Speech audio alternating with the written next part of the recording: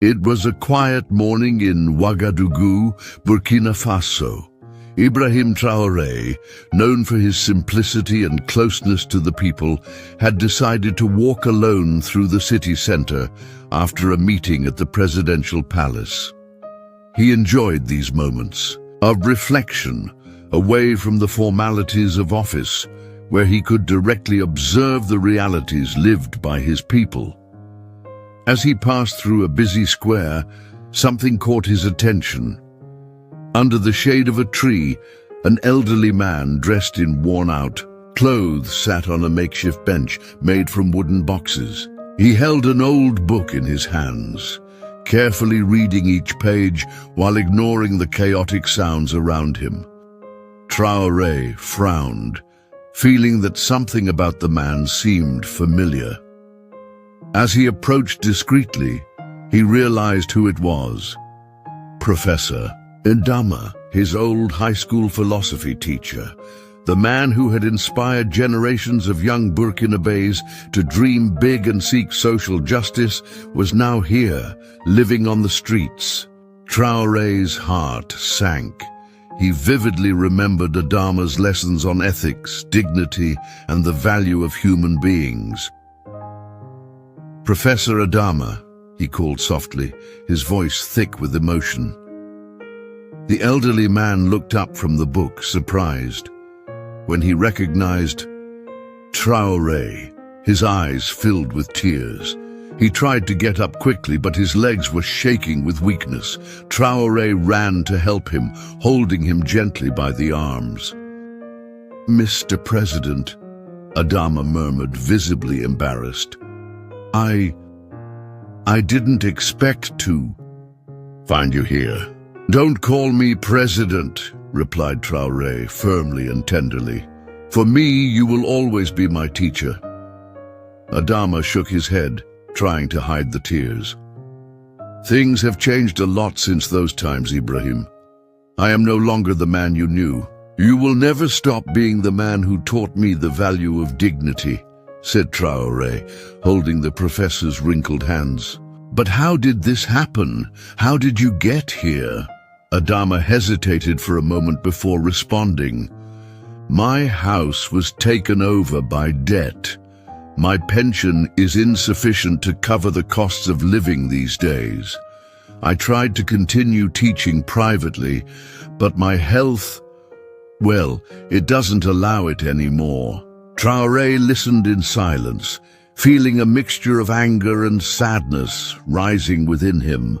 He knew that stories like Adama's were more common than he would like to admit. Many of the teachers who dedicated their lives to the country's education were being forgotten by the system. "Come with me," said Traoré, helping Adama to his feet. "Let's talk somewhere more comfortable." Ibrahim Traoré, still deeply moved by seeing his former teacher Adama living on the streets, helped the elderly man to his feet and led him to an official car that was waiting near the square. He knew this wasn't just a casual encounter. It was an opportunity to reflect on the social inequalities that still persist in Burkina Faso, despite recent advances.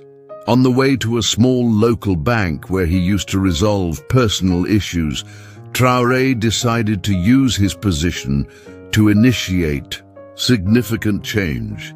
He asked the driver to stop in front of the bank, where he entered, accompanied by Adama. The bank manager, a young, well-dressed man named Sostène, was visibly surprised to see the president enter, especially accompanied by someone so simply dressed. "Mr. President," said Sostène, hurrying to greet him, "it is an unexpected honor to have you here. How may I help you?" Traoré indicated Adama with a soft gesture. "This is Professor Adama, my former master.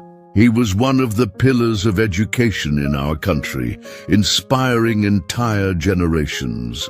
Today, he is here with us because we need to correct something that has been wrong for a long time." Sostène frowned, confused. Of course, Mr. President. But Gay, how can I help you exactly? Traoré looked directly into the manager's eyes, his voice firm and full of purpose. I want you to open a special account for the retired teachers of Burkina Faso, an account that ensures they never again have to go through the hardships Professor Adama faced. And I want that to start today. The manager hesitated for a moment, clearly concerned about the logistical and financial aspects of the proposal, but upon seeing the determination on Traoré's face, he quickly nodded. Yes, Mr. President, we will make it happen. Adama, who until then had remained silent, finally spoke. Mr. President, I don't know what to say. I don't deserve all this. Traoré placed a hand on the teacher's shoulder, his eyes shining with emotion. You deserve better than this, Professor. You dedicated your life to forming minds and hearts. Now it's our turn to take care of you. While Sosten began working on the bureaucratic details, Traoré sat next to Adama on a simple sofa on the bench. He realized this wasn't just about a teacher, it was about all the unsung heroes who had built the country. Professor, said Traoré, his voice soft but full of conviction, you taught me that true wealth lies in knowledge and dignity. Today, we are taking one small step to ensure that others like you can also live with dignity. Adama shook his head slowly, his hands shaking as he held onto the cap he was wearing. I always knew you would do great things, Ibrahim, but I never imagined it would be like this, so human, so present. Traoré smiled, remembering the lessons he had learned from Adama decades ago. I learned from the best, Professor, and now it's time to give what I learned back to our people. Meanwhile, news of Traoré's surprise visit to the bank quickly began to circulate around the city. Employees and customers present discreetly filmed the moment, sharing it on social media. Hashtags such as Dignidade para os professores and Seu Traoré y Professores began to go viral, inspiring debates about the value of education and the treatment given to retired educators. At the end of the meeting, Sosten presented a preliminary plan for Traoré. Mr. President, we will create a special account for retired teachers with additional government-funded benefits. We will also review current pensions to ensure no one is left behind. Traoré nodded, satisfied. This is just the beginning. I want this initiative to be expanded nationwide. Every teacher deserves to be recognized for their work. Adama, still emotional, slowly stood up. Mr. President, I only have one thing to say, thank you. Not just for me, but for all of us. Traoré hugged the teacher tenderly. Thank you, Professor, for everything. Ibrahim Traoré's initiative to create a special account for retired teachers quickly gained national attention. The story of meeting his former teacher Adama, who had been found on the streets, deeply touched the hearts of the Burkinabés. Within hours, videos and photos of Traoré's visit to the bank went viral on social media, generating a wave of solidarity and admiration for the president. Hashtags such as Dignidade para os professores and a Traoré Professores began to circulate widely, highlighting the importance of valuing those who dedicated their lives to education. Many citizens shared personal stories about teachers who inspired them, while others called for similar measures for other neglected categories such as nurses and elderly farmers. During a press conference at the presidential palace, Traoré spoke directly to the people of Burkina Faso.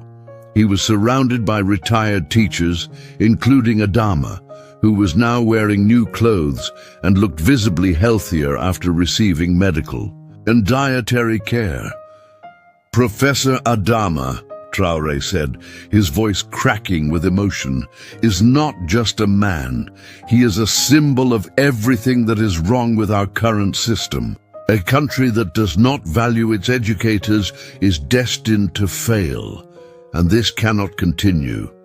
He announced that the government would launch a comprehensive program called Appreciation of Unsung Heroes, aimed at ensuring that all people who contributed to the country's development received the recognition and support they deserved. "We're not just talking about teachers," he explained. "We're talking about nurses, farmers, factory workers, all those who built this country with their hands and minds. They deserve our gratitude, our respect, and above all, our protection."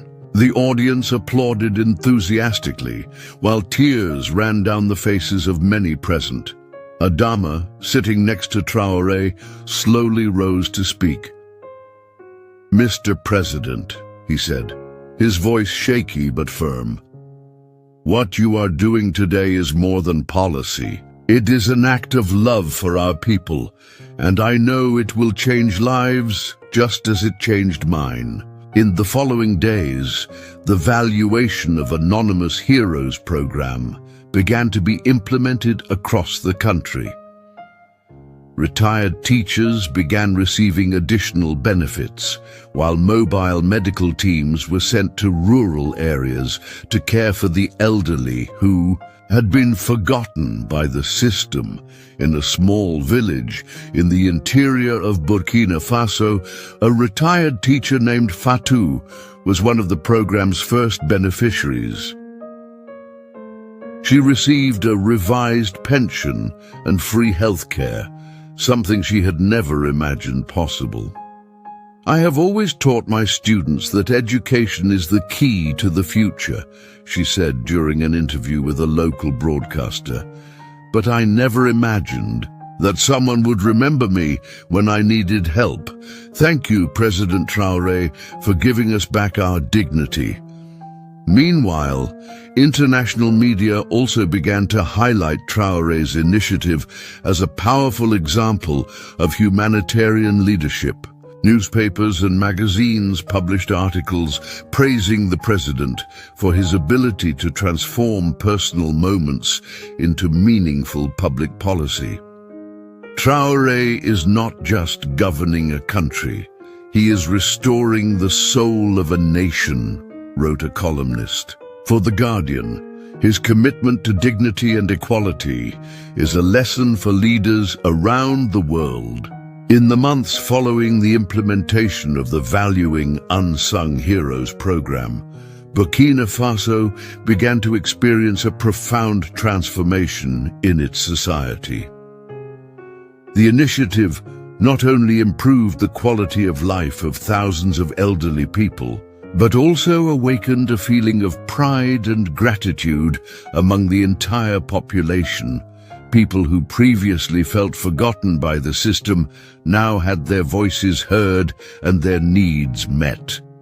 During a special ceremony organized in the center of Ouagadougou, hundreds of people gathered to celebrate the progress made by the program.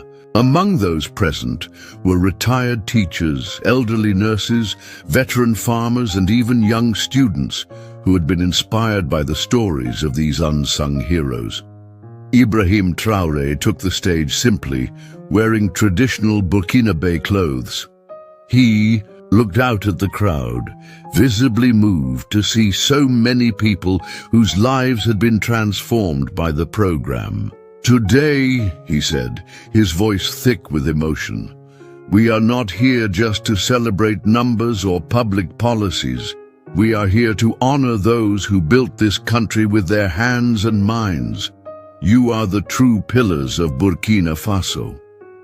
He paused, allowing his words to sink in before continuing. "When I met Professor Adama on the streets of our capital, I asked myself how we allowed this to happen. How did we let our heroes be forgotten? But today I see that we are righting that wrong, and this is just the beginning. Adama, sitting in the front row, slowly stood up to speak. He walked to the microphone with difficulty, but his eyes shone with pride. "Mr. President," he said, his voice shaky but firm, "you have given us back something we thought we had lost forever. Our dignity, and most importantly, you have shown us that a leader must be, above all, human." The audience erupted in applause, while tears ran down the faces of many present. Traoré hugged Adama warmly, knowing that this was more than a political moment. It was a testament to the power of compassion and genuine leadership. At the end of the ceremony, a child gave Traoré a small gift, a handmade notebook with a traditional African fabric cover. Inside it was written, "Heroes never die, they live in our hearts." Traoré smiled, keeping the gift with him. He knew this was more than just a memory. It was a reminder that every act of kindness could create big changes.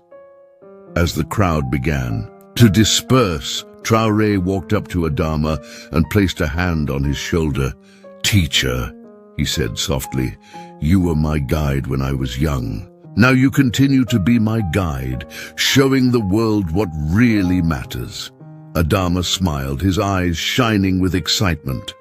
"And you, Ibrahim, are proof that a student can become greater than his master. You are changing our country, and I couldn't be more proud." Traoré and Adama's story quickly became a global symbol of how compassion and respect can transform lives. For many, this was more than a political triumph. It was a demonstration that genuine leadership involves recognizing the value of each individual and acting with humility and purpose. Observing the scene, a journalist wrote in his notebook, "Today, in Burkina Faso, I saw the future of an Africa that values its history, honors its heroes, and builds bridges of dignity for all."